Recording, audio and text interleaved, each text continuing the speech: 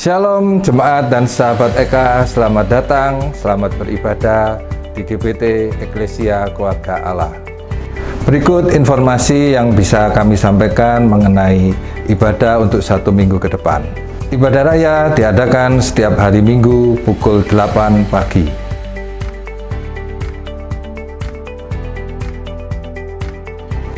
Ibadah sekolah minggu diadakan pada pukul 8.30 pagi.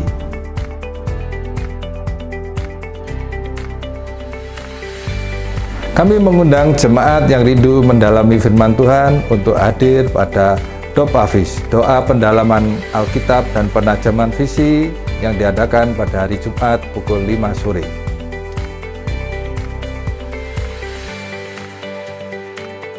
Kami mohon bantuan jemaat untuk mendukung sosial media GBT Eka.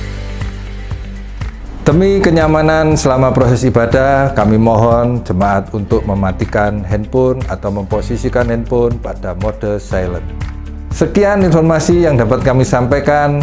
Terima kasih atas perhatiannya. Selamat beribadah. Tuhan Yesus memberkati. Shalom Bapak Ibu Saudara sekalian.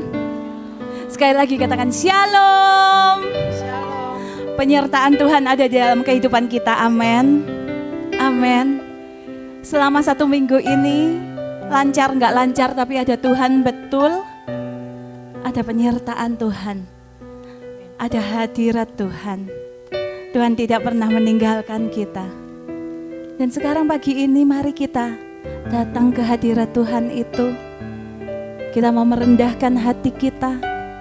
Kita mau mengucap syukur untuk segala kebaikan Tuhan. Mengucap syukur ya Yesus, karena Engkau baik ya Tuhan. Siapa kita sehingga Tuhan mau menolong kita?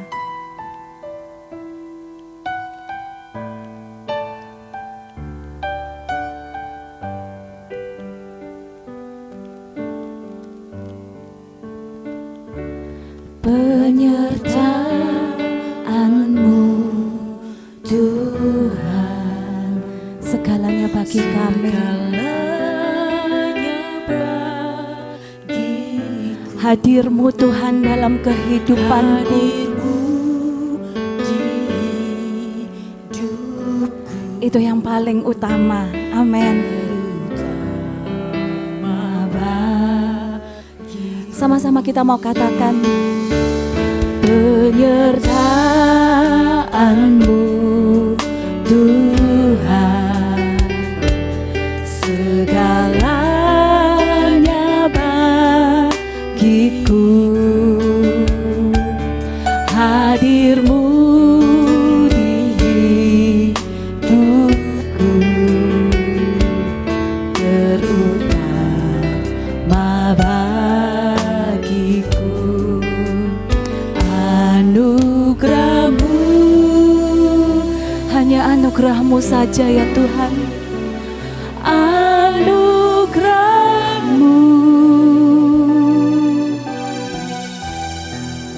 semua karena anugerah-Mu, bukan karena kekuatanku Tuhan, bukan karena kekuatanku.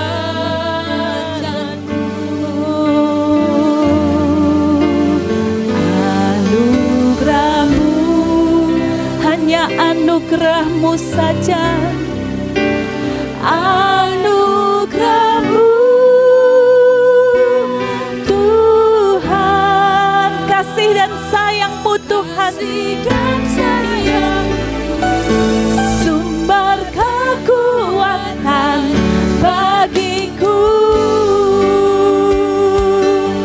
hanya penyertaan Tuhan saja. Penyertaan-Mu Tuhan, segalanya bagiku. Hadir-Mu di hidupku, terutama bagiku. Anugerah-Mu,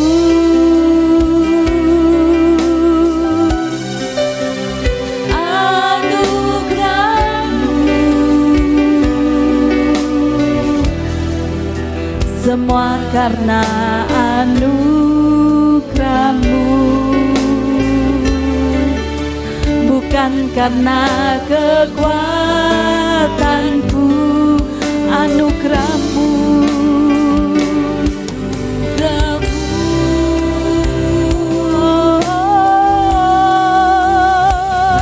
anugerah-Mu Tuhan, kasih dan sayang-Mu, sumber kekuatan bagiku. Saya mengundang kita semua untuk berdiri di hadapan Tuhan. Kita angkat tangan kita. Kamu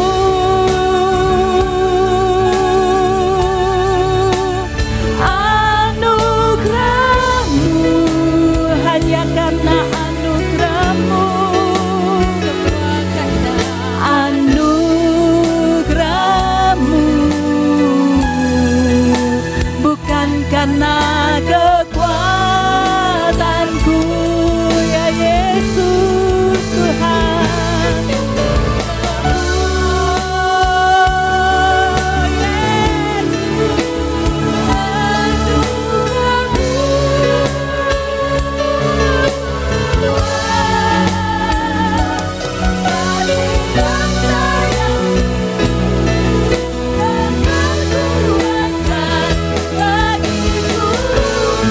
Sekali lagi kita katakan bersama, anugerah-Mu Tuhan.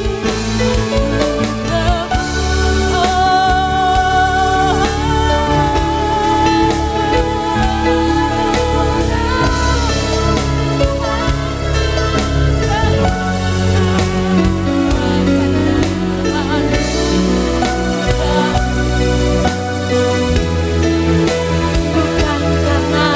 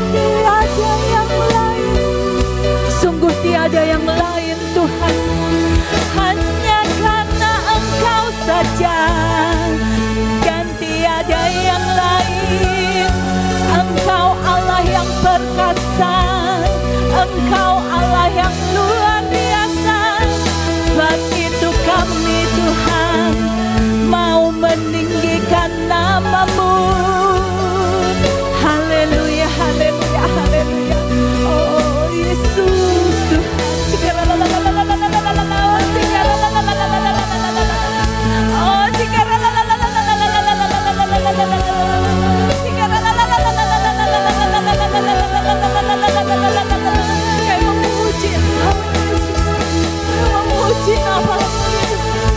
Sungguh Engkau Allah yang baik.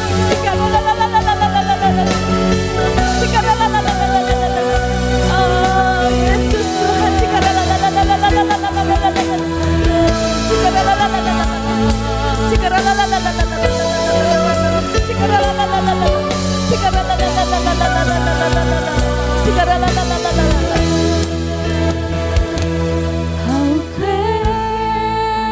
Sungguh Engkau Allah yang besar Tuhan.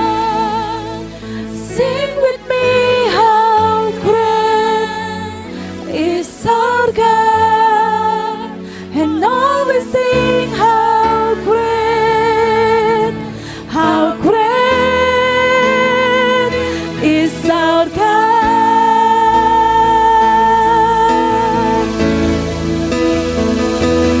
How great is our God.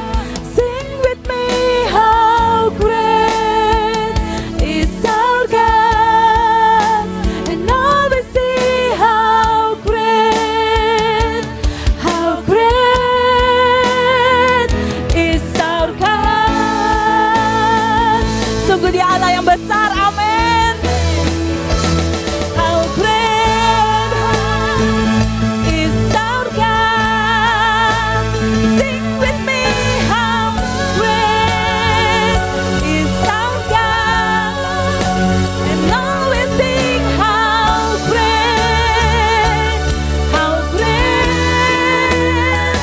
is our God. Sekali lagi katakan how great you are Lord. How great is our God. Sing with me how great is our God, and always see how great, yes Lord, how great is our God, and always see how great, and always see how great, and always see how great, dan semua akan melihat besar-Mu Tuhan, and always see how great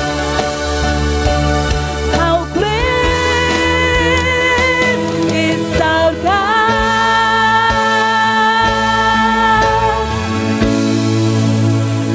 Kita mau menundukkan hati kita mau berdoa di hadapan Tuhan.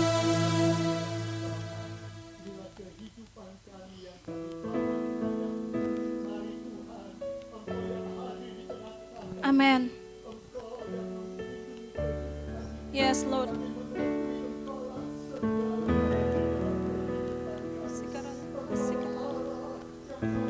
Memperhatikan dan mengatur kehidupan kami. Yes, Itu sebab amen. Tuhan kami serahkan sepenuh dalam tangan-Mu.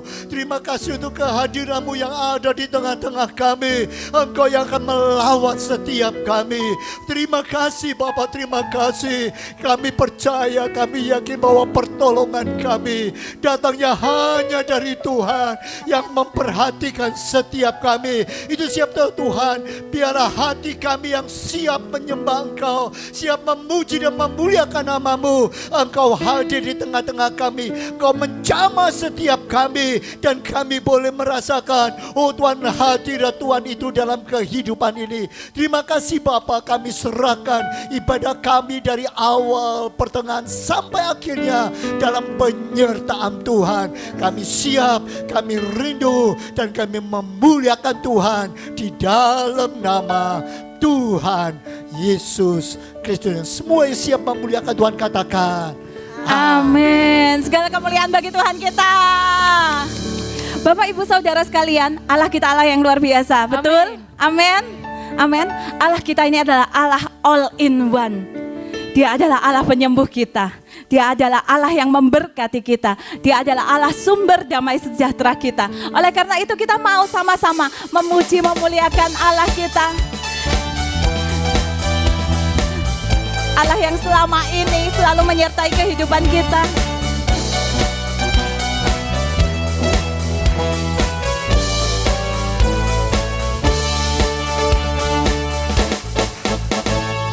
Dialah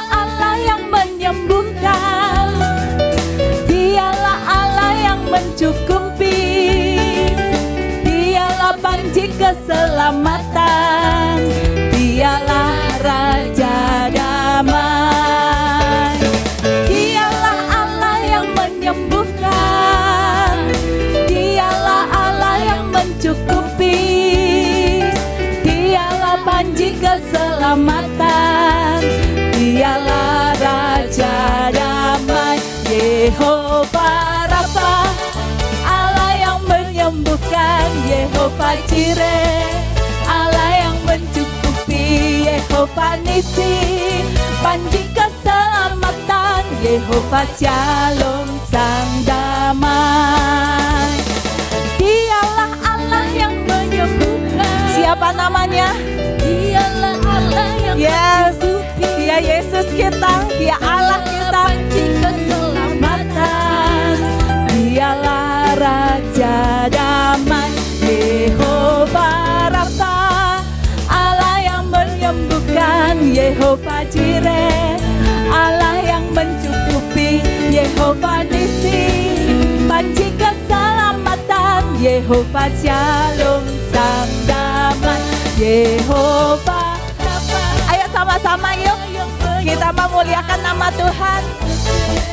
Allah yang mencukupi, Yehova Nisi, panji keselamatan, Yehova Shalom sang damai. Dialah Allah yang menyembuhkan, dialah Allah yang cuman Tuhan yang mencukupi kita, amin.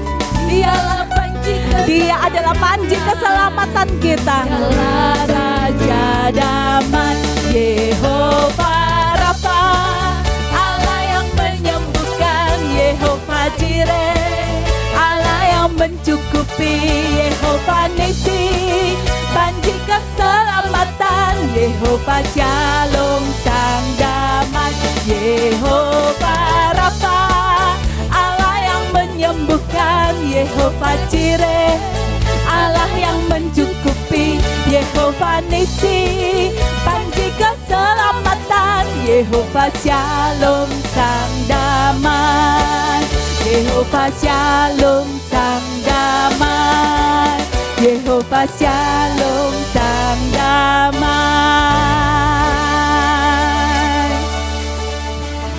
Kalau Dia Allah yang luar biasa, tentu Dia pantas untuk kita puji. Amen. Untuk kita sembah, untuk kita muliakan. Mari segala sorak-sorai kita bagi Tuhan, kita katakan bersama haleluya. Haleluya. Sekali lagi yang lebih keras lagi, haleluya. Yes.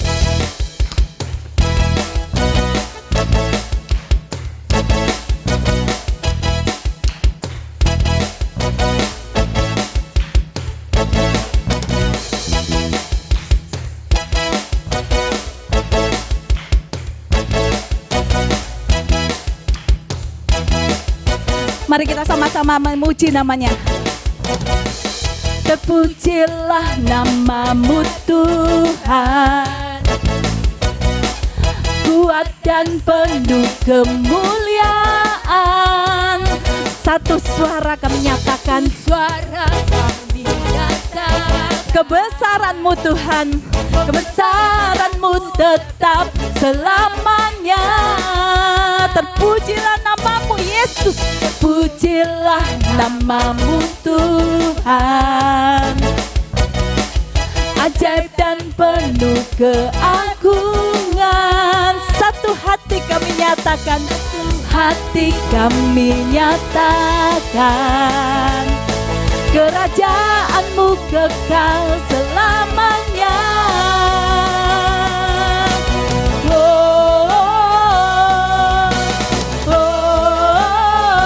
Engkaulah Raja atas dunia, yang menghancurkan kutu dan membebaskan jiwa kami bersorak, bertepuk tangan. Engkau Tuhan percaya dan memerintah untuk selamanya.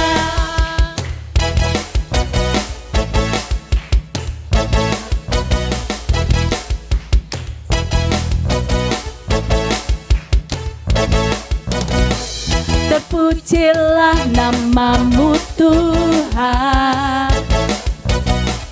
kuat dan penuh kemuliaan. Satu saat kami nyatakan, kebesaran-Mu tetap selamanya.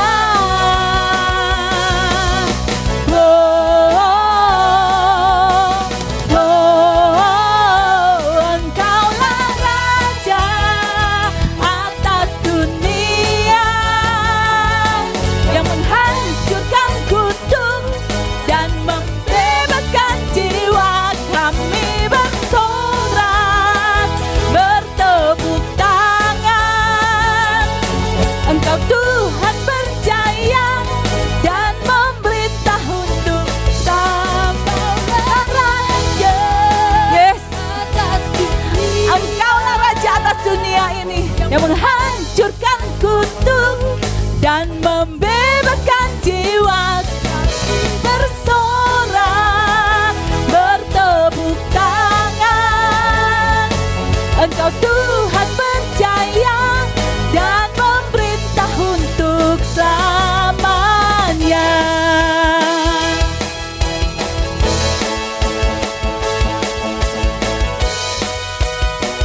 Kita sama-sama mau katakan ya. Engkaulah Raja atas dunia. Siapa yang menghancurkan kutuk? Siapa yang membebaskan kita? Siapa namanya? Yesus saja. Yes. Bertepuk tangan. Engkau Tuhan berjaya dan memerintah untuk Engkaulah Raja atas dunia yang menghancurkan kutuk dan membebaskan jiwa. Kami bersorak, bertepuk tangan. Engkau Tuhan percaya dan memerintah untuk selamanya.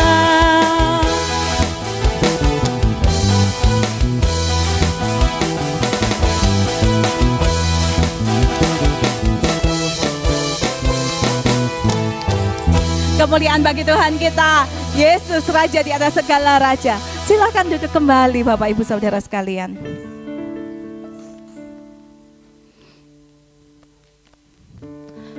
Sedari tadi kita memujikan penyertaan Tuhan, bahwa hidup kita nggak bisa tanpa Tuhan. Sedari tadi kita mengatakan Tuhan adalah Allah yang luar biasa, Allah yang all in one dalam kehidupan kita. Dan kita memuji, memuliakan namanya. Dan sekarang kita mau merasakan kasih Tuhan.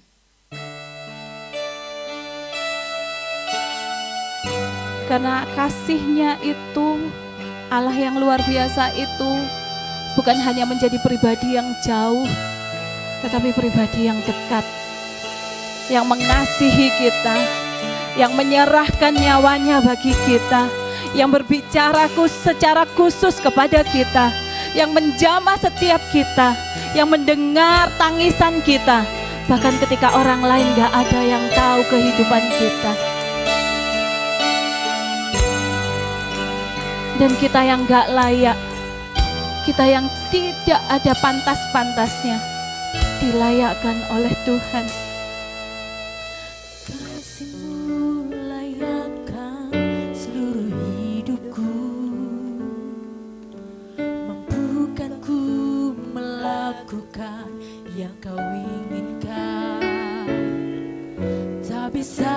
Terlepas, kau menggenggam tanganku, ingin lebih mengenal pribadimu. Kasih-Mu Tuhan, kasih-Mu layakkan seluruh hidupku, mampukan ku melakukan yang kau inginkan. Tak bisa ku terlepas, kau menggenggam tanganku, ingin lebih mengenal pribadimu. ku terhubung denganmu, selalu melekat di hatimu. Firman-Mu itulah dasar hidupku, yang berdaulat atasku.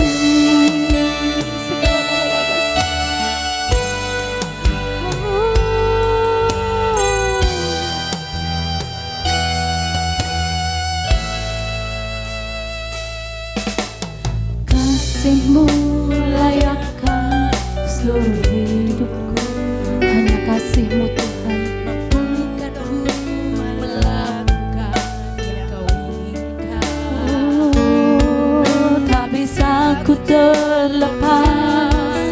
Kau menggenggam tanganku, ingin lebih mengenal pribadimu.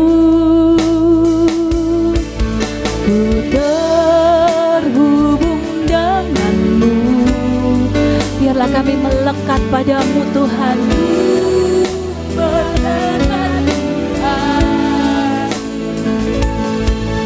Firman-Mu itulah dasar hidupku, yang berdaulat atasku. Terhubung denganmu,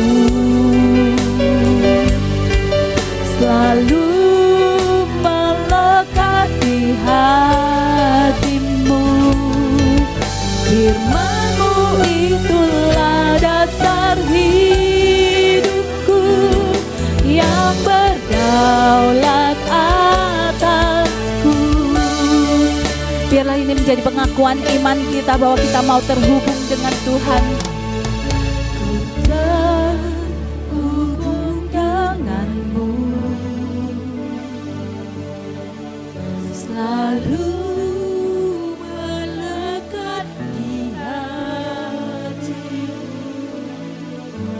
Firman-Mu itulah dasar hidupku, yang berdaulat atasku.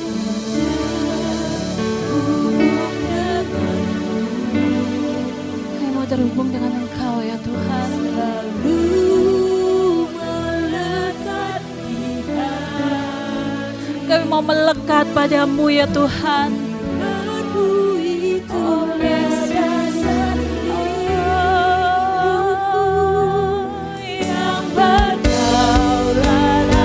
Mari sama-sama kita berdiri di hadapan Tuhan.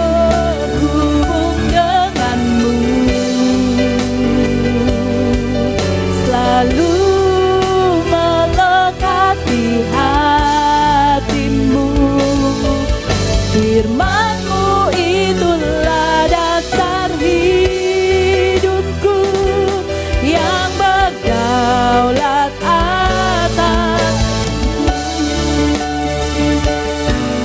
Firman-Mu itulah dasar hidupku, yang berdaulat atasku.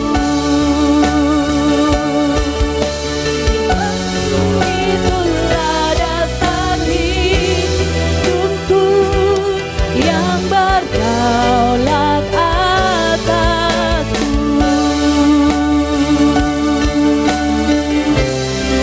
Mari kita merasakan firman-Nya. Mari rasakan hadirat Tuhan. Tuhan ada di tempat ini.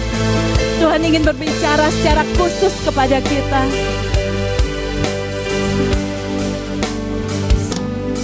Sungguh besar pengorbananmu, yes Lord, bagiku. Terlalu dalam untuk dimengerti. Sungguh besar,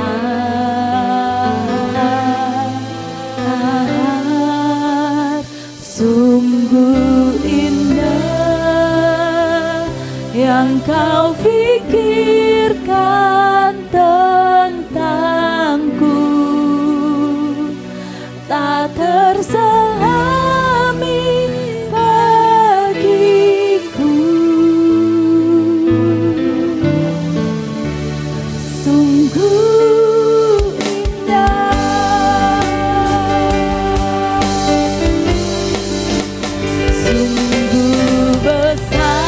sungguh besar ya Tuhan. Teramat dalam ya Yesus. Aku gak mengerti Tuhan. Oh Yesus Tuhan.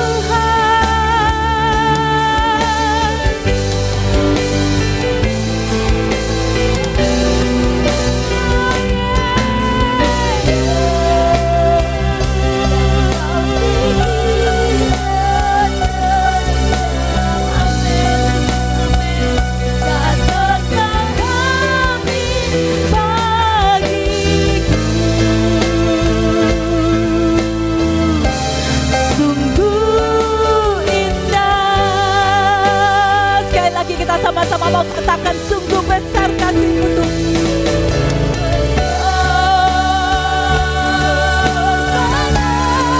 Yes, Lord, yes, Lord, yes, Lord. Terlalu dalam untuk dimengerti, sungguh besar, teramat besar.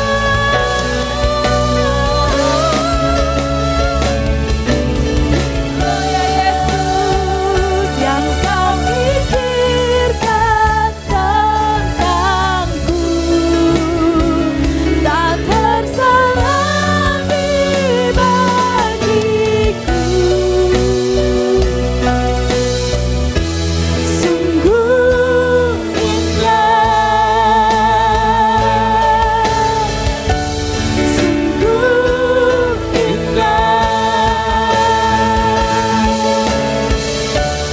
sungguh indah.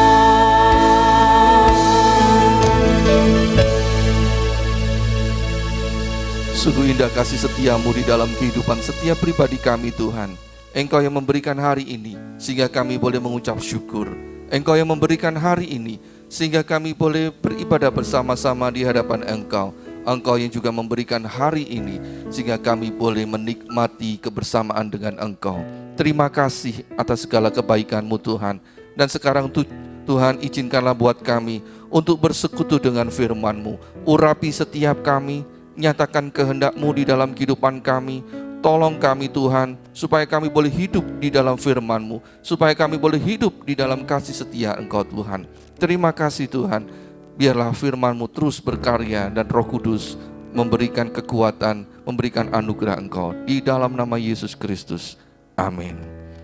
Silakan duduk kembali Bapak Ibu dikasihi Tuhan.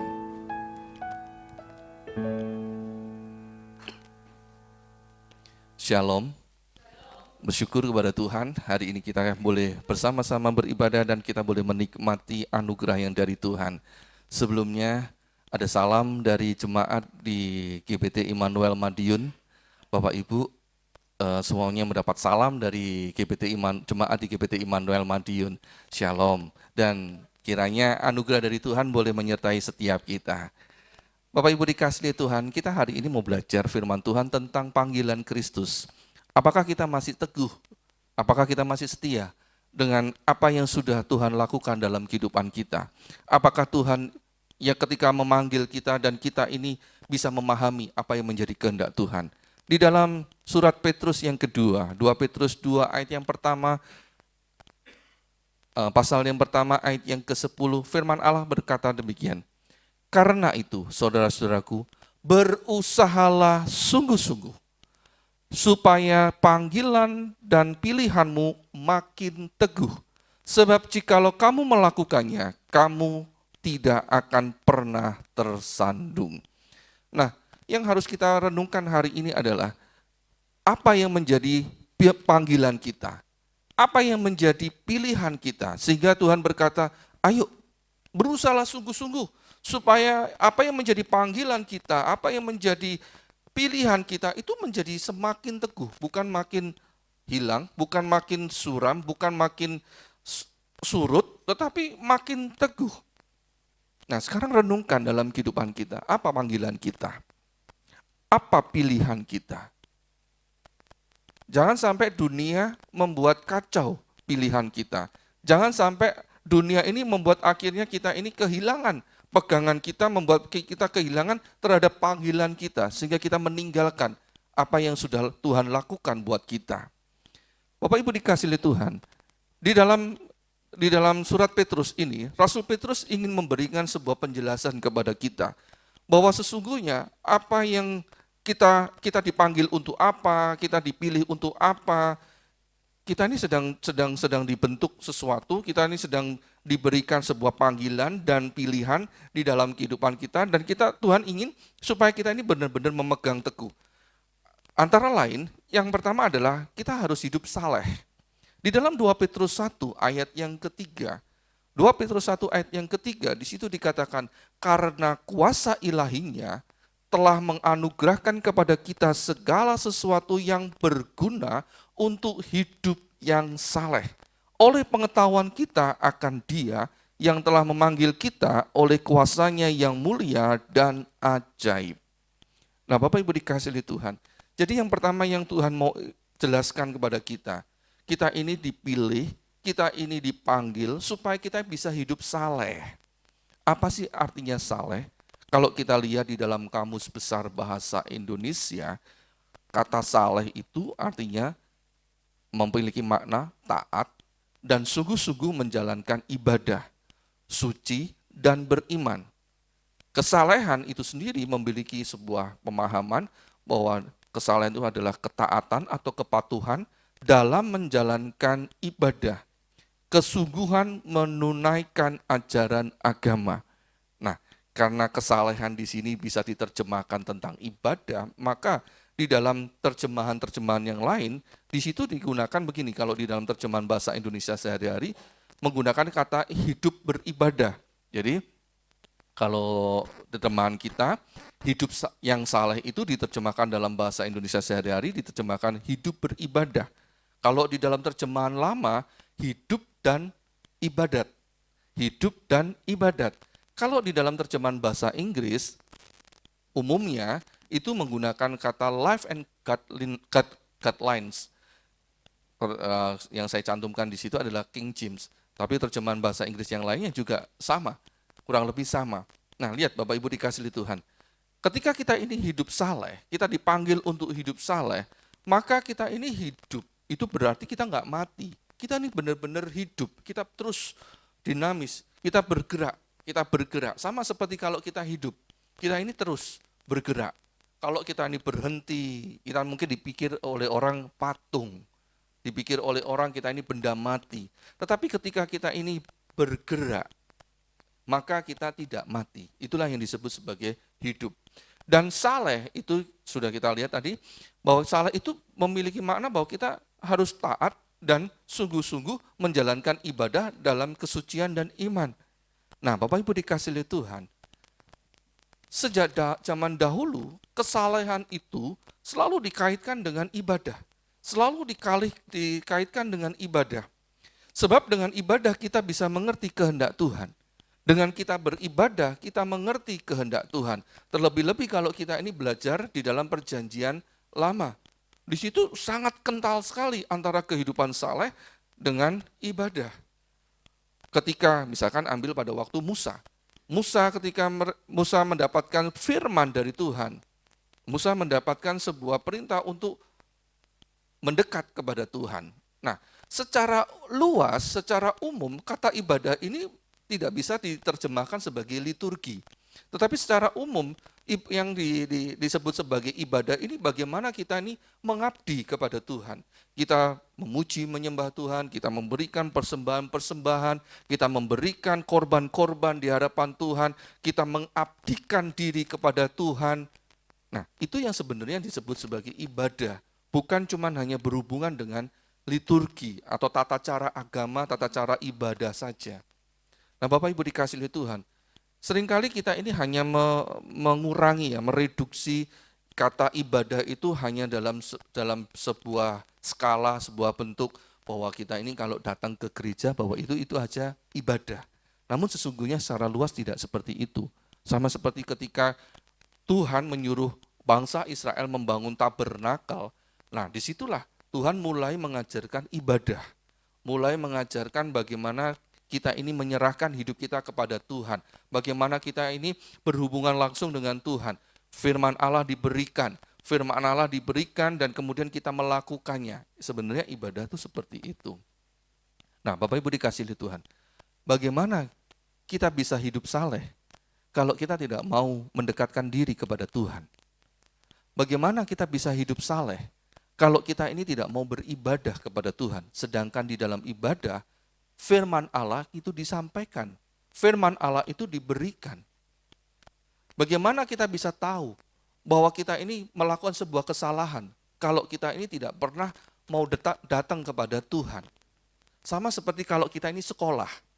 Bagaimana kita ini bisa mengerti bahwa kita ini benar ataupun salah kalau kita ini tidak mau datang ke sekolah untuk belajar kalau bahasa orang Jawa bilang meguru kepada gurunya. Bagaimana kita bisa tahu? Bapak Ibu dikasih oleh Tuhan, ini hanya sebuah ilustrasi saja, sebuah cerita saja. Beberapa waktu yang lalu saya sudah selesai menyelesaikan S2 saya yang ketiga kalinya. Jadi saya ambil yang ketiga kali itu adalah di master bagian pendidikan agama Kristen. Nah, salah satu teman satu angkatan itu dia adalah seorang dosen di sekolah Alkitab di Solo.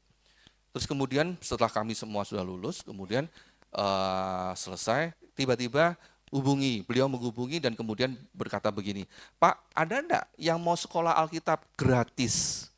Dari awal sampai lulus gratis, dibiayai gratis, ada beasiswa 100%. 100% itu sampai wisuda atau gimana, Pak? Kalau dulu sampai wisuda itu gratis. Nah, mau enggak? Ya coba saya tanyakan kepada jemaat, ada enggak yang mau? Nah, kemudian saya sharing. Kemudian ada beberapa jemaat yang ikut sekolah Alkitab ini. Kami dorong, ayo belajar lagi. Walaupun sudah lama tidak kuliah, tidak pegang buku, biasanya pegang buku pelajaran, sekarang bukunya buku akuntansi mungkin. Nah, sekarang ayo belajar lagi. Nah, beberapa ikut belajar. Terus saya mikir kalau saya cuman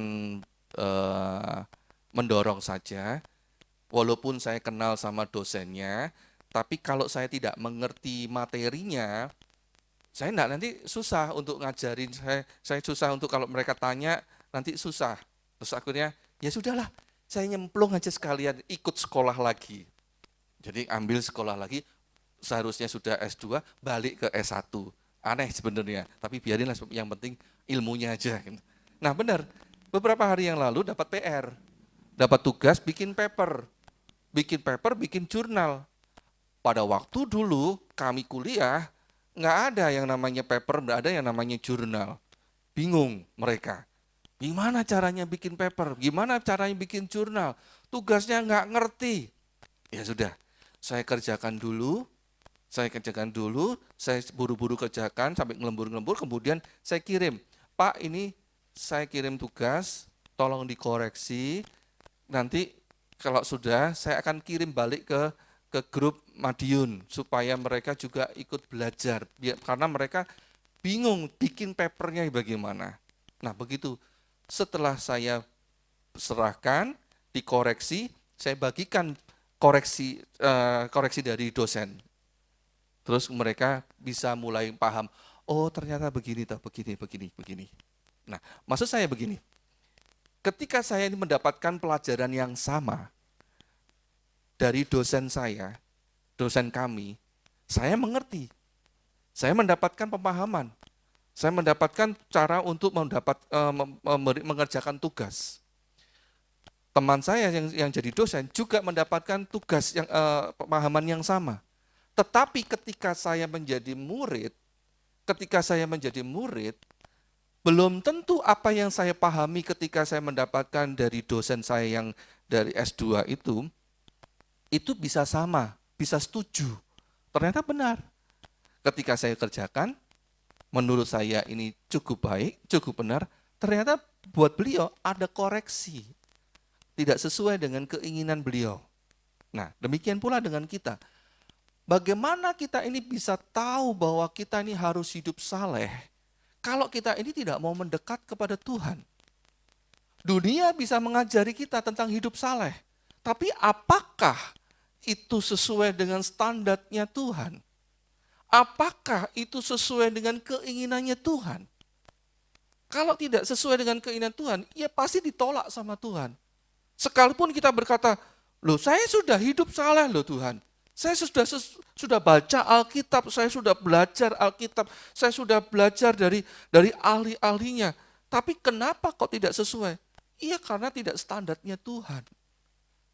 Dan hamba Tuhan yang diberikan kepada kita untuk menggembalakan kita, itulah yang menjadi dosen pembimbing kita. Dosen pembimbing kita.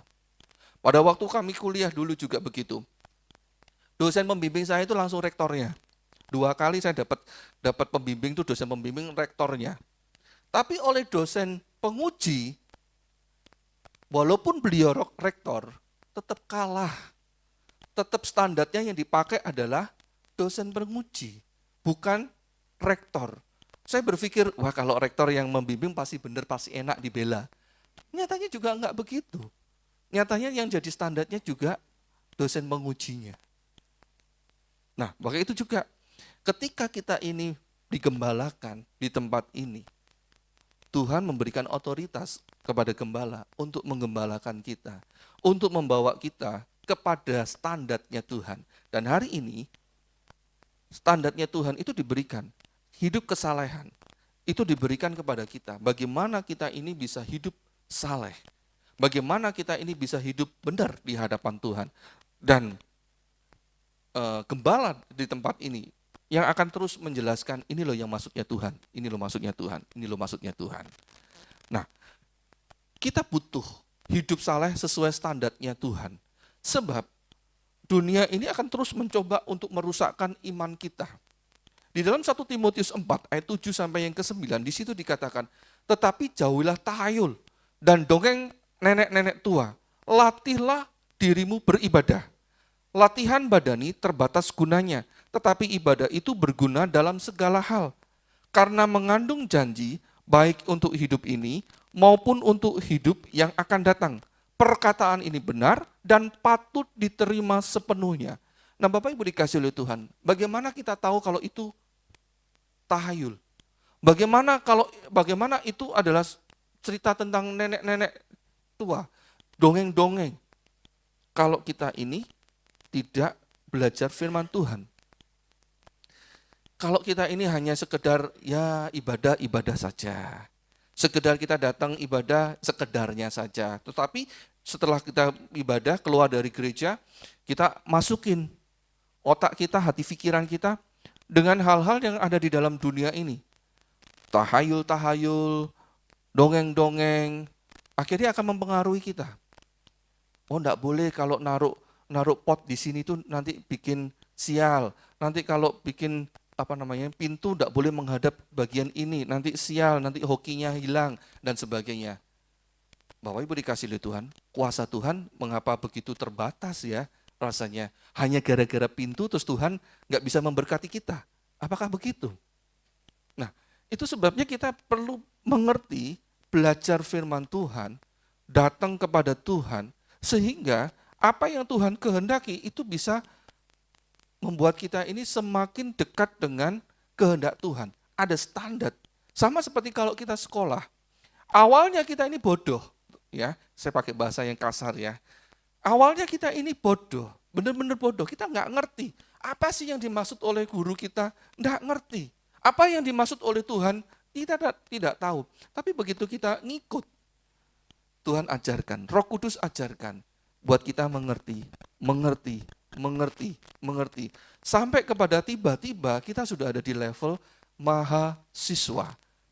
Di atasnya siswa biasa. Kita tidak memiliki gelar mungkin. Tidak ada yang mengakui kemahasiswaan kita mungkin. Tetapi ternyata pengetahuan kita itu ada di tingkat itu. Dan itu semua Tuhan yang menganugerahkan pada kita. Bapak Ibu dikasih oleh Tuhan. Coba kita bayangkan. Kalau kita ini punya gelas, kalau kita isi air bening, isinya apa? Air bening kan? Kalau kita isi air bening, kemudian kita ini minum, rasanya apa? Susu? Kopi? Teh? Jahe? Enggak kan? Kalau air gelas kosong, kemudian diisi dengan air bening, maka ketika kita minum, ya juga airnya isinya rasanya air bening. Nggak akan berubah rasa yang lain. Kecuali kita akan tambahin sesuatu setelah itu atau sebelumnya. Sama juga. Kalau kita ini mengisi hati pikiran kita dengan firman Allah yang membuat kita ini hidup di dalam kesalehan. Tanpa kita sadari, semua yang tidak salah itu akan kita keluarkan. Segala sesuatu yang bertentangan dengan firman, tanpa kita sadari, kita akan mengeluarkan dengan sendirinya. Asal kita seperti arti ketaatan dari salah ini, taat dan sungguh-sungguh. maka kita akan benar-benar akan mengeluarkan segala sesuatu yang tidak berkenan di hadapan Tuhan. Kalau kita suka memasukkan firman Allah dalam hidup kita, yang bukan firman Tuhan dengan sendirinya kita akan tolak. Kita akan buang. Kita akan biarkan berlalu begitu saja. Tetapi ketika ada firman Allah di dalam hidup kita, dan itu kita tahu itu ada firman Tuhan, kita akan memburunya. Kita akan berkata, saya harus mendapatkannya. Karena itu ada firman Allah. Secara, boleh dibilang, secara naluri, kita akan terbentuk seperti itu. Nah, Bapak Ibu dikasih oleh Tuhan, hidup saleh itu sangat penting buat kita. Hidup saleh itu sangat penting, khususnya dalam hal menyambut kedatangan Tuhan. Berkali-kali kita ini sudah diingatkan. Berkali-kali kedatangan Tuhan Yesus itu segera datang. Tapi Bapak Ibu dikasih oleh Tuhan, hari ini saya mau akan katakan kepada Bapak Ibu semuanya, bahwa bukan cuma kedatangan Tuhan Yesus saja yang akan datang, tapi kedatangan antikristus juga semakin dekat. Kita cuma hanya melihat bahwa kedatangan Tuhan itu segera datang, itu sisi baiknya. Tapi jangan lupa ada sisi buruknya loh. Kedatangan antikristus. Artinya, begitu kita lolos, artinya kita tidak ikut pengangkatan, berarti kita harus masuk ke dalam zaman antikristus. Lah, itu apakah kita siap? Siap enggak siap itu menderita loh.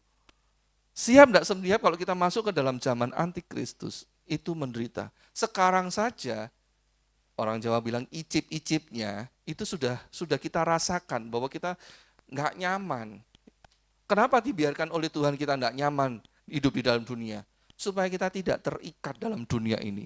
Kalau kita terikat dalam dunia ini, ketika Tuhan datang, kita berkata, Tuhan nambah lagi ya, imbuh ya. 1 tahun lagi aja. Saya masih senang loh di dunia ini. Sama seperti seorang raja, Raja apa? Yang ketika raja itu sudah dikatakan, kamu akan meninggal dunia. Dia nggak mau karena terlanjur jatuh cinta kepada dunia ini. Nangis pada Tuhan. Sama Tuhan, sudah ditambahin umurnya. Tapi di sisa waktunya dia benar-benar mencintai Tuhan. Bukan mencintai Tuhan, tapi benar-benar mencintai dunia ini. Menghancurkan masa depan bangsa Israel. Satu bangsa dihancurkan. Lihat Bapak Ibu dikasih oleh Tuhan. Di dalam surat Petrus yang kedua, pasal yang ketiga, ayat yang ke-10 sampai yang ke-12, di situ diingatkan. Hari Tuhan akan tiba seperti pencuri. Hari Tuhan itu tiba seperti pencuri. Pada hari itu langit akan lenyap dengan gemuruh yang dahsyat dan unsur-unsur dunia akan hangus dalam nyala api dan bumi dan segala yang ada di atasnya akan hilang lenyap. Jadi jika segala sesuatu ini akan hancur secara demikian, betapa suci dan salehnya kamu harus hidup.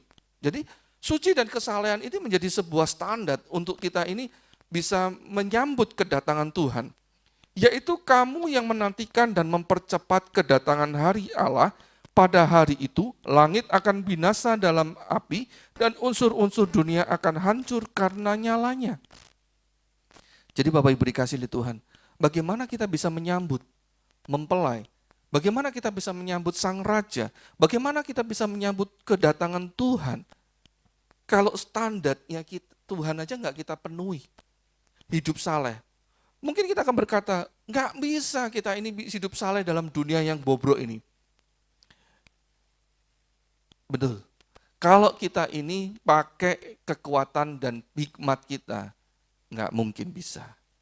Justru kita yang akan tergilas. Tetapi Tuhan mengajarkan kepada kita, ayo beribadah. Ayo pakai kekuatannya Tuhan.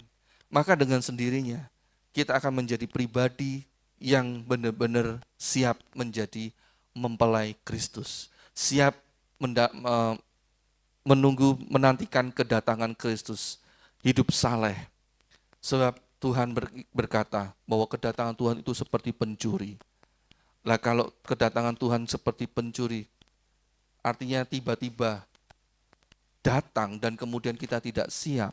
Kita masih banyak melakukan kejahatan di hadapan Tuhan. Apakah kita bisa masuk ke dalam kerajaan surga? Nah, Bapak Ibu dikasih oleh Tuhan. Jadi di sini Tuhan mau ingatkan kepada kita bahwa panggilan kita untuk hidup saleh itu bukan sebuah, nak, syukur-syukur kamu bisa hidup saleh ya. Bukan. Tapi di sini diingatkan, ayo, ini adalah sebuah panggilan. Ini adalah sebuah pilihan kita. Mau nggak kita memilih hidup saleh? Mau nggak kita dipanggil untuk hidup saleh? Kalau nggak mau, kita akan meninggalkannya. Sekalipun dipaksa, kita akan memberontak. Tetapi kalau kita mau taat, maka Tuhan berkata, jangan cuman mau. Jangan cuman mau, tapi ayo makin bersungguh-sungguh, makin teguh hidup di dalam kesalehan.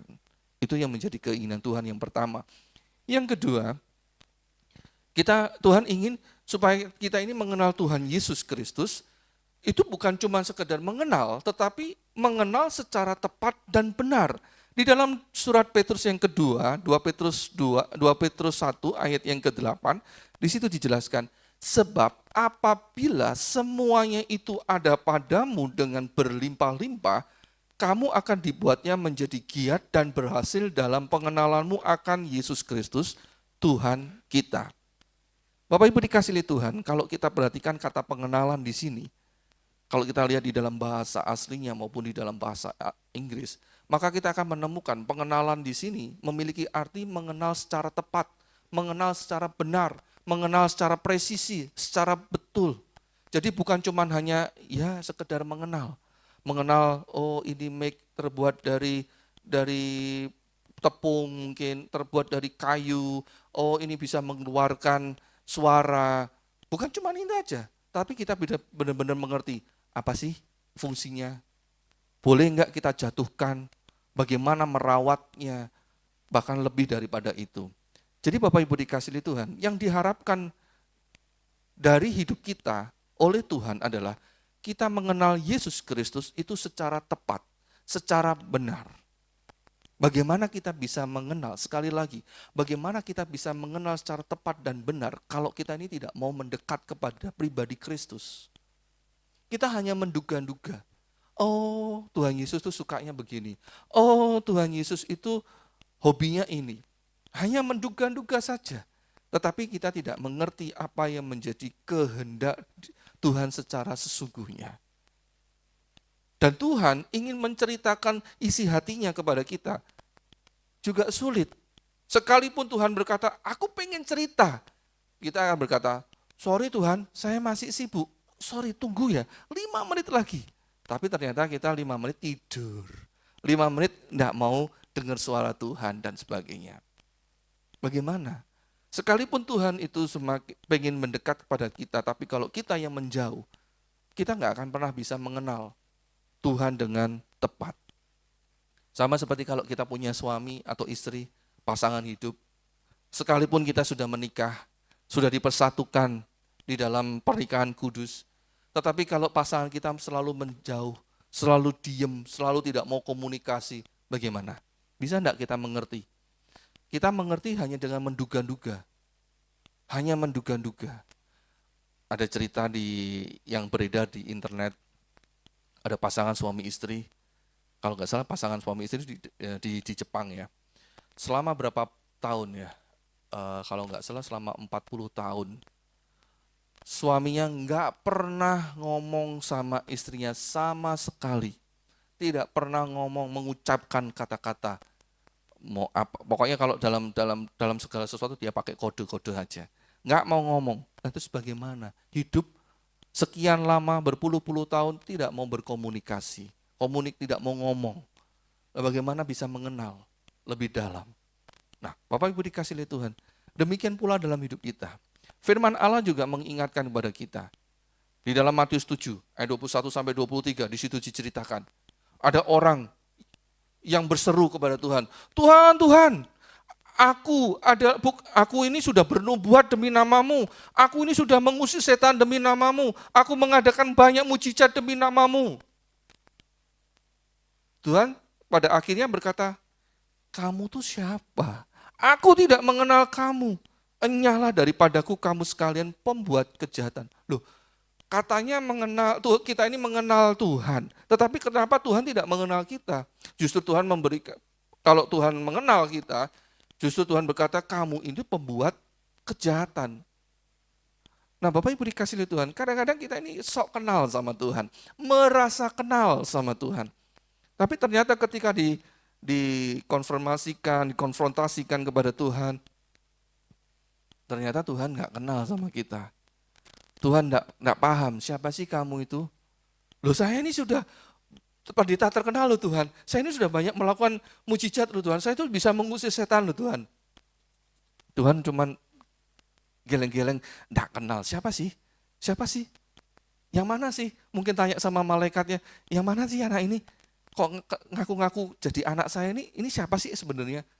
Pada akhirnya Tuhan berkata, aku nggak kenal kamu. Kenapa bisa begitu? Karena kita tidak mengenal Tuhan secara benar, secara tepat, secara presisi. Kita cuman hanya sok kenal, hanya merasa kenal. Sama seperti contoh yang lain tentang Farisi, orang Farisi. Nanti antara lain di dalam Matius 9. Pada suatu saat orang Farisi melihat Yesus sedang duduk, sedang makan bersama dengan para pemungut cukai, bersama dengan Matius si pemungut cukai. Dan pada waktu itu Matius juga mengundang pemungut-pemungut cukai yang lain dan juga makan bersama dengan orang-orang berdosa. Nah pada waktu itu, orang Farisi itu berkata, mengapa gurumu makan bersama-sama dengan pemungut cukai dan orang berdosa? Mengapa orang Farisi itu bisa berkata demikian? Karena mereka tidak mengenal Yesus. Mereka tidak tahu siapa Yesus. Mereka cuma hanya melihat, oh Yesus itu tokoh agama yang keren, tokoh agama yang lagi viral, tokoh agama yang besar. Semua orang kepingin makan sama dia. Tapi orang-orang Farisi ini tidak mengerti siapa sebenarnya Yesus itu. Sampai-sampai Yesus berkata demikian dalam peristiwa itu. Bukan orang sehat yang memerlukan tabib, tetapi orang sakit. Jadi pergilah dan pelajarilah arti firman ini. Yang kukehendaki ialah belas kasihan dan bukan persembahan. Karena aku datang bukan untuk memanggil orang benar, melainkan orang berdosa.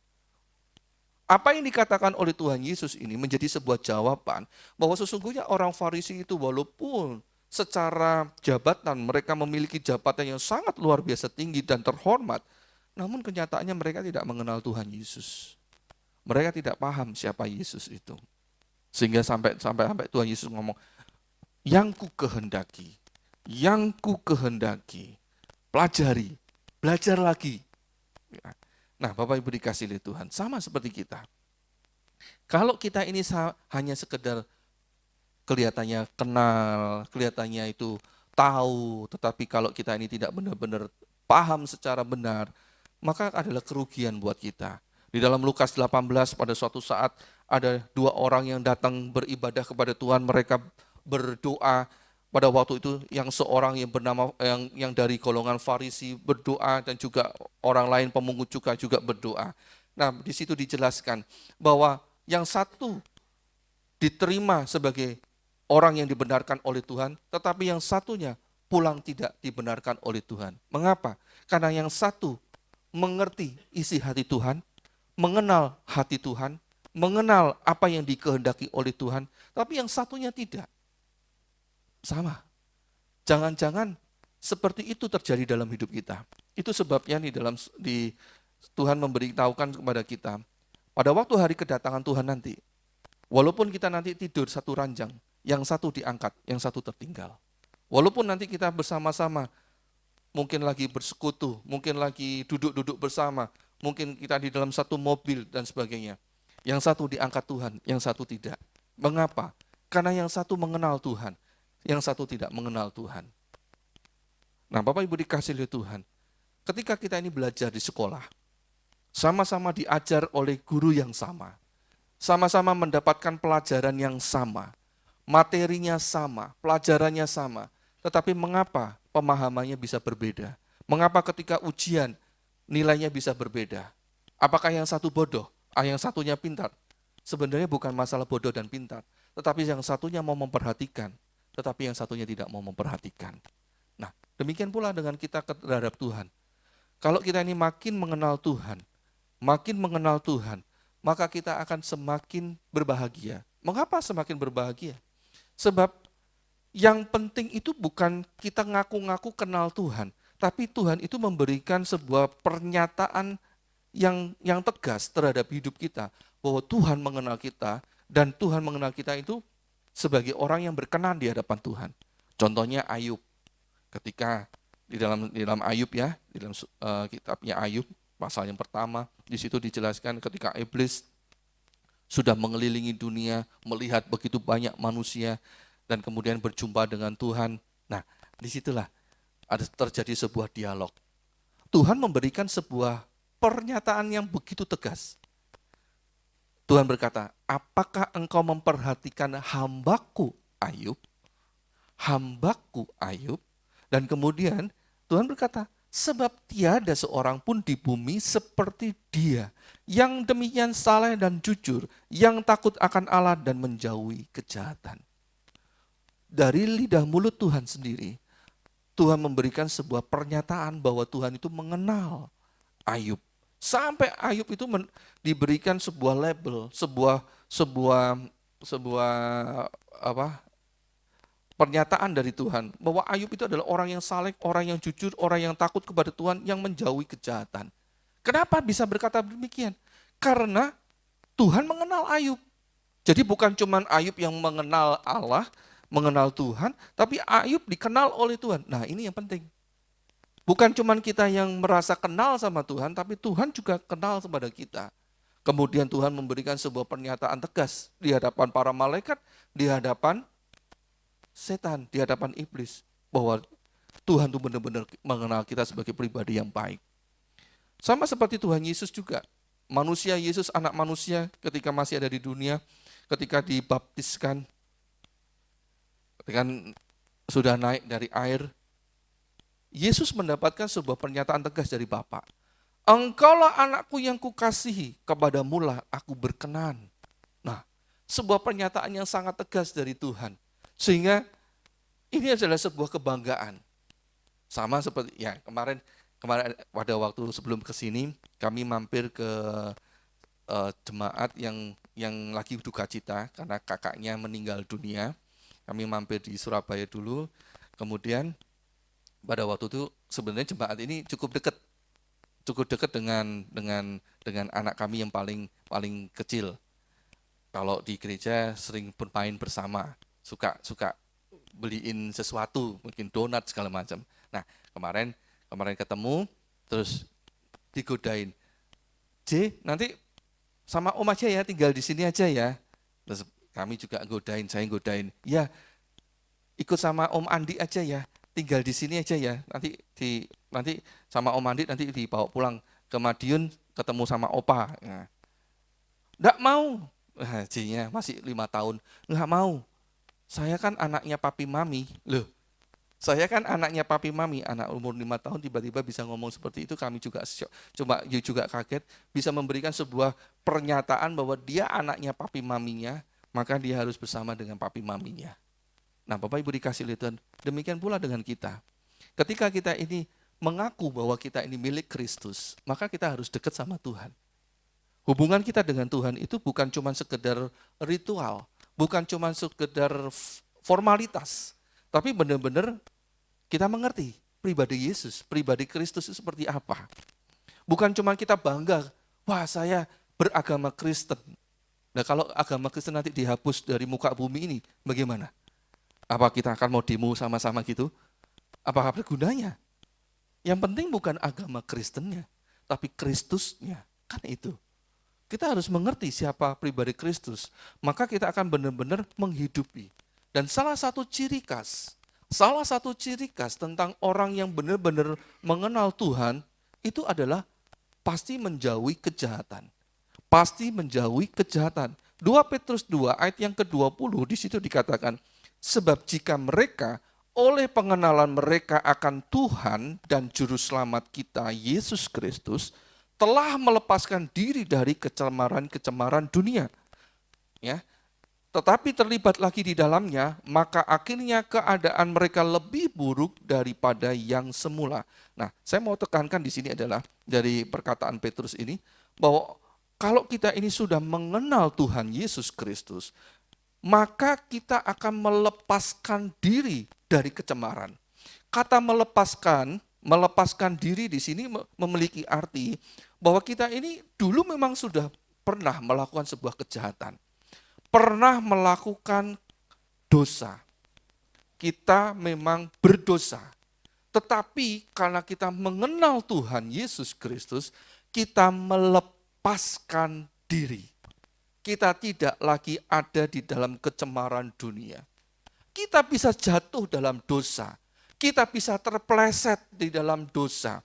Kita bisa tersandung di dalam dosa. Tapi tidak tinggal di dalam dosa.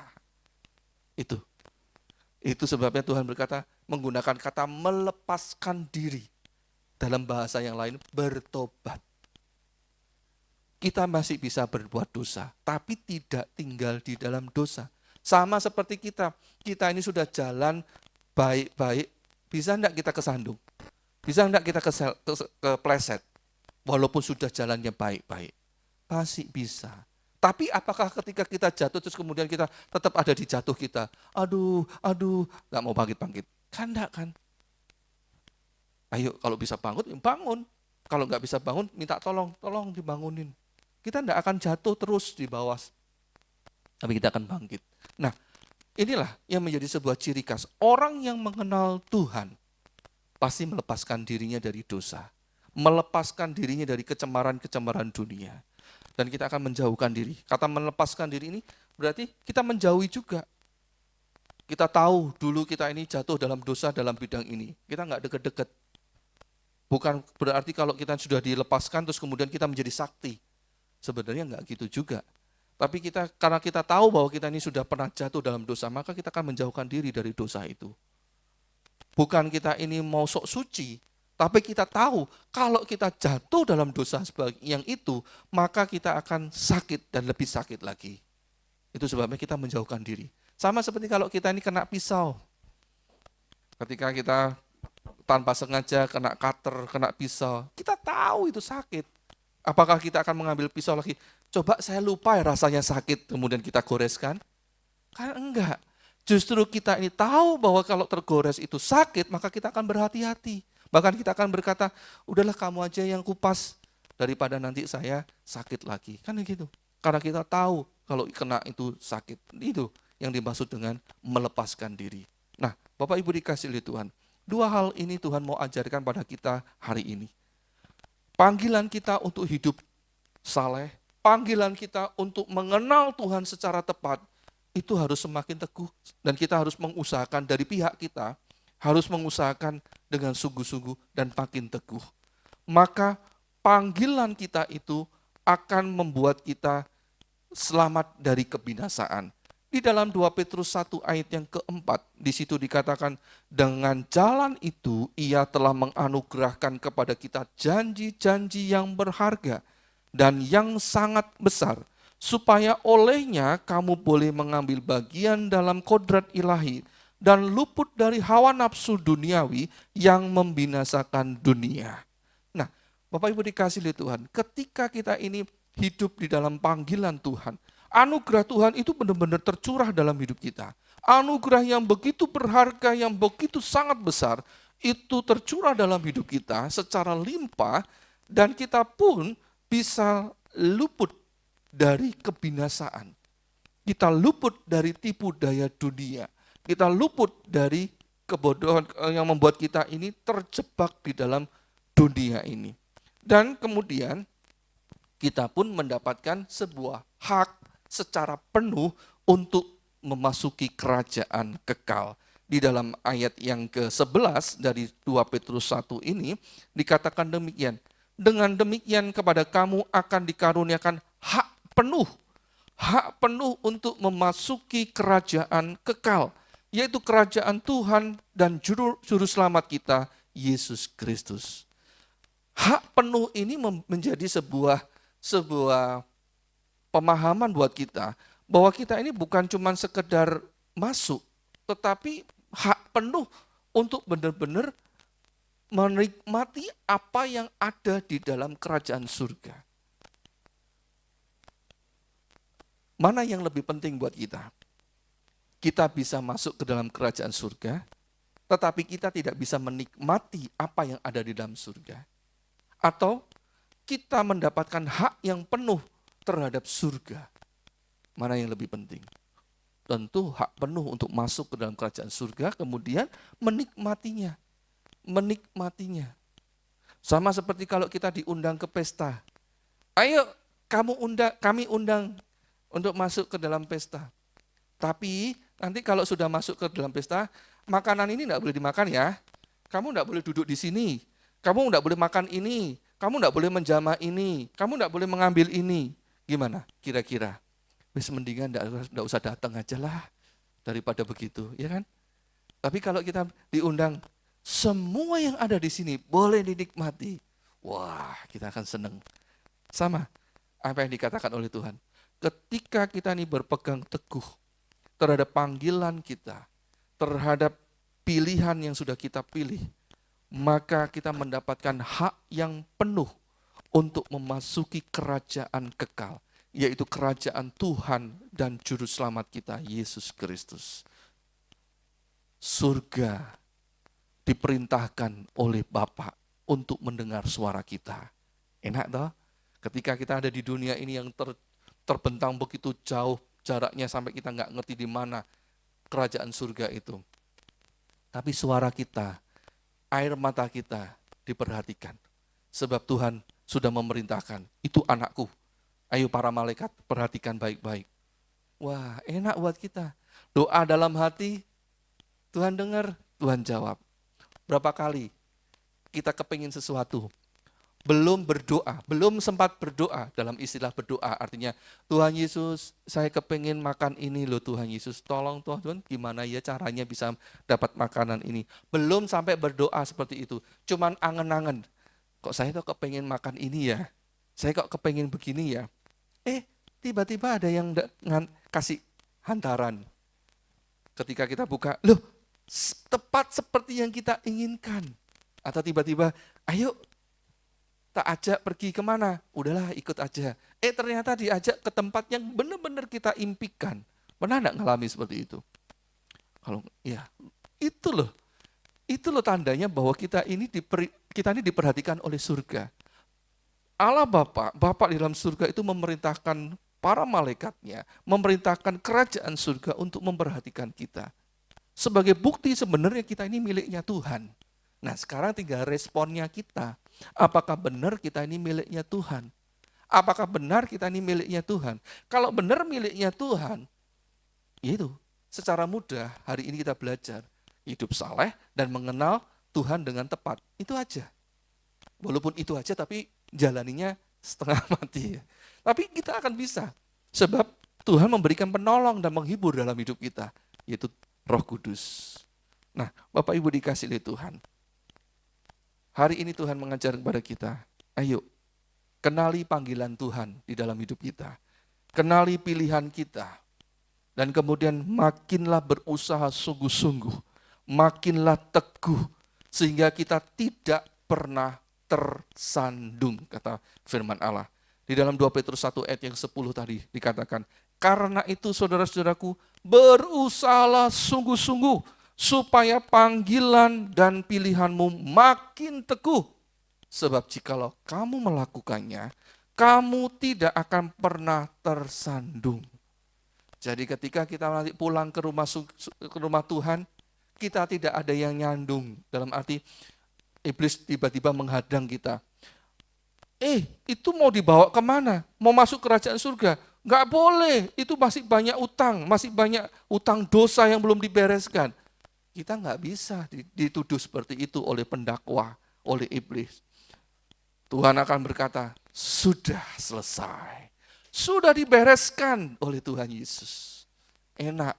Itu sebabnya Bapak Ibu dikasih oleh Tuhan, kalau kita mau ngomong paling enak, menjadi milik Kristus itu paling enak. Di dunia ini kita boleh menyebut Tuhan Allah kita, Sang Pencipta itu sebagai sebutan Bapa. Di surga kita nggak perlu masuk pakai ujian macam-macam. Cukup pakai nama Yesus. Karena Tuhan Yesus yang bawa. Ini milikku, ayo sudah masuk. Udah nggak diperiksa apa-apa. Sama kalau Kalau pergi ke tempat ini, kalau saya masuk ke tempat ini sendirian, saya pasti akan ditanyai siapa, KTP-nya mana, rumahnya mana, pasti ditanya-tanyai. Tapi kalau saya yang ngajak masuk rumah, Bapak Ibu Gembala ngajak, wah udah diajak sampai ke rumah beliau dan sebagainya. Nanti tidur di sini ya dan sebagainya. Karena saya bersama dengan yang punya rumah. Sama. Karena kita mengenal yang punya rumah, kediaman Bapa, udah kita memiliki hak penuh untuk menikmati kerajaan surga. Nah, Bapak Ibu dikasihi Tuhan, mari sama-sama kita teguh, berpegang teguh terhadap panggilan dan pilihan kita. Maka kita akan hidup bahagia di dalam tekanan dunia ini. Kita akan hidup bahagia di tengah-tengah kesusahan yang terjadi dalam dunia ini. Dan kita pun akan menjadi orang yang berbahagia ketika kita masuk di dalam alam kekekalan. Sebab kita milik dari Allah di dalam Tuhan Yesus Kristus dari awal sampai kepada akhir hidup kita. Segala puji syukur hanya bagi Tuhan Yesus Kristus. Saya undang untuk bangkit berdiri. Kita mau nyanyi lagu tim pujian, tim musik. Kita nyanyi lagu yang lama ya. Selidiki aku, lihat hatiku. Itu ya, bisa toh? Nah, biarlah lagu ini menjadi juga sebuah doa, menjadi sebuah refleksi buat kita bagaimana kita hidup di dalam kehidupan kita sisa waktu ini.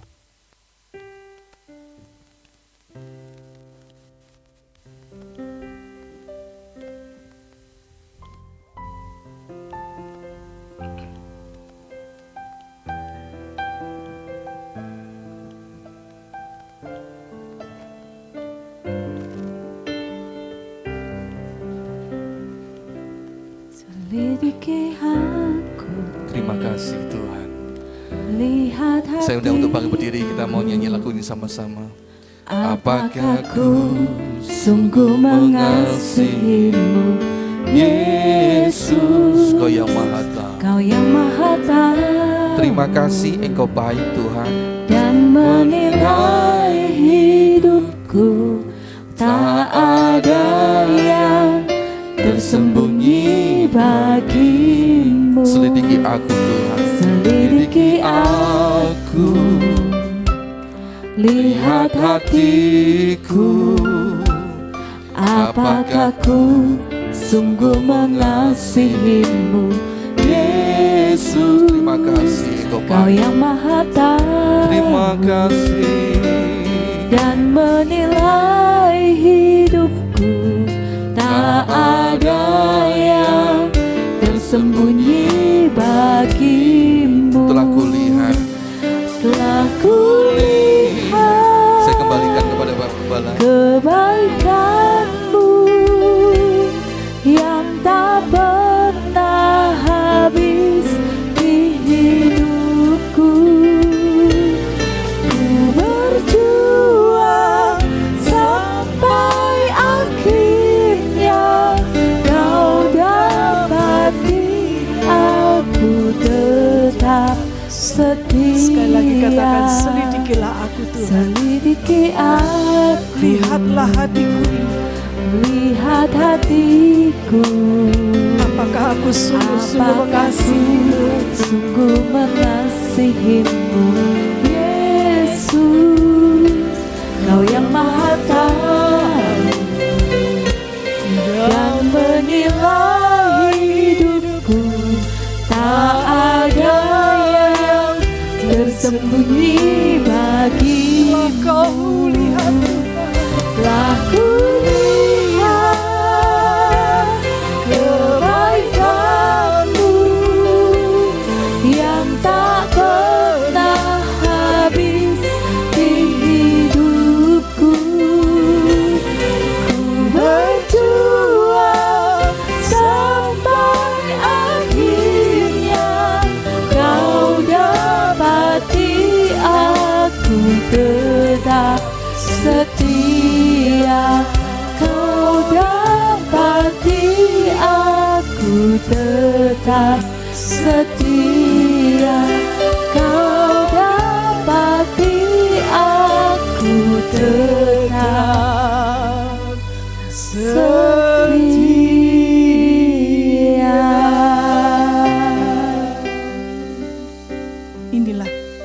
yang menjadi kerinduan hati kami, Tuhan. Kami rindu setelah kami menyelesaikan kehidupan kami di dunia ini, Engkau mengenal kami. Engkau mengenal kami secara pribadi dan menyambut kami masuk di dalam kerajaan-Mu. Engkau mendapati kami setia sampai akhir. Dan inilah yang menjadi doa kami saat ini. Supaya pengenalan kami terhadap Engkau semakin teguh. Supaya kami tidak lagi diombang-ambingkan dengan keraguan, dengan dongeng-dongeng yang ada di dunia ini, yang dapat menjauhkan kami dari Tuhan. Tetapi biarlah Tuhan, iman kami boleh semakin dalam untuk mengenal Engkau dengan kerinduan hati kami. Terima kasih untuk firman-Mu Bapa. Biarlah Engkau terus mengingatkan kami, supaya kami boleh semakin punya kerinduan untuk mengenal Engkau lebih dalam lagi. Berkati hamba-Mu yang sudah menyampaikan firman-Mu, Kau pakai urapi hidupnya Tuhan, supaya dia boleh menunjukkan kasih Kristus kepada orang-orang di sekitarnya dan melayani pekerjaan Tuhan sampai akhir. Berkati setiap kami yang sudah mendengarkan Tuhan, biarlah firman-Mu ini boleh kami simpan dan boleh menjadi rema dalam hidup kami. Di dalam nama Tuhan Yesus kami panjatkan doa kami. Dan setiap kita yang percaya katakan amin. Silakan duduk saudara.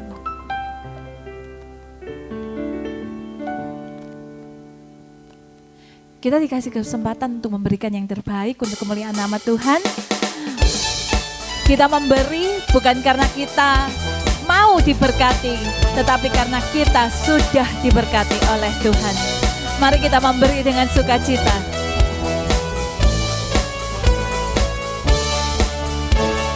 Dialah Allah yang menyembuhkan, Dialah Allah yang mencukupi, Dialah panci keselamatan, Dialah Raja damai. Dialah Allah yang menyembuhkan, Dialah Allah yang mencukupi, Dialah panci keselamatan, Dialah Raja damai. Yehova Rafa, Allah yang menyembuhkan, Yehova Jireh, Allah yang mencukupi, Yehova Nisi, panci keselamatan, Yehova Shalom sang damai. Yehova Rafa, Allah yang menyembuhkan, Yehova Jireh, Allah yang mencukupi, Yehova Nisi, panci keselamatan, Yehova Shalom sang damai. Yehova. Saya mengundang kita semua untuk berdiri. Kita mau berdoa bersama, mengucap syukur kepada Tuhan untuk segala kebaikan Tuhan. Isi panci keselamatan, Yehova Shalom sang damai. Yehova Shalom sang damai, Yehova Shalom sang damai. Terima kasih Bapa kami di dalam surga. Terima kasih untuk kebenaran firman-Mu yang Kau berikan kepada kami. Ajarkan kami benar-benar Tuhan mengadari bahwa panggilan-Mu bagi kami sempurna adanya. Engkau menghendaki agar kami mewarisi kehidupan yang kekal secara sempurna. Itu sebab Tuhan, biarlah kembali saat ini kami mau menyerahkan diri kami ke dalam tangan-Mu. Kami memberikan diri kami melalui persembahan kami saat ini kepadamu. Terimalah ini menjadi sebuah bau dupa yang harum di hadapan-Mu.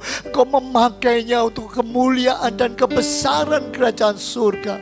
Terima kasih Bapa, terima kasih Tuhan. Kami juga mau berdoa untuk saudara kami yang saat ini membutuhkan dukungan doa, sehingga mereka saat ini belum bisa beribadah, tapi kami yakin Engkau menyadari, Engkau akan menghampiri mereka mereka. Engkau akan menumpangkan tangan-Mu kepada kehidupan mereka. Kami teringat untuk saudara kami yang sakit.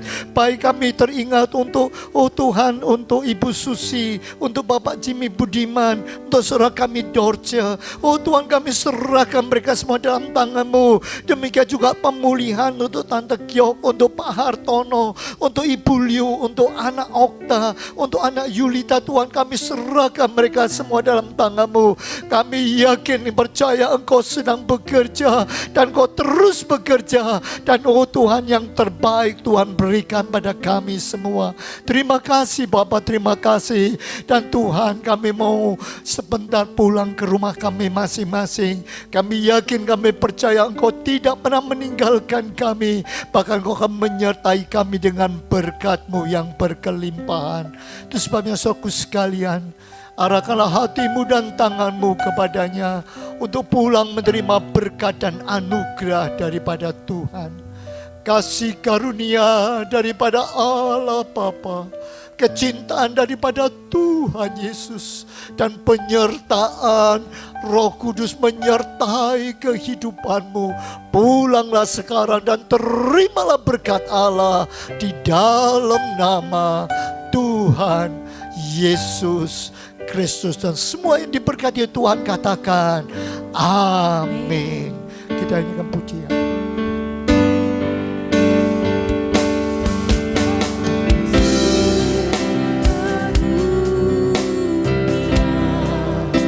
Dan damai sejahtera dari Allah Bapa memberkati, menyertai dengan kuasa-Nya selamanya. Sekali lagi katakan Kasih karunia dan damai sejahtera dari Allah Bapa menyertai dengan kuasa-Nya selamanya.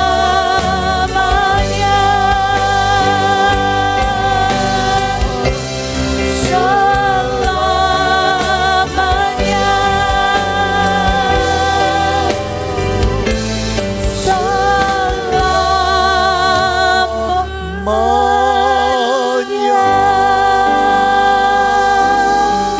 Mari kita mengambil saat teduh sejenak, merenungkan kebenaran firman Tuhan, dan berkomitmen untuk melakukannya dalam hidup kita sehari-hari.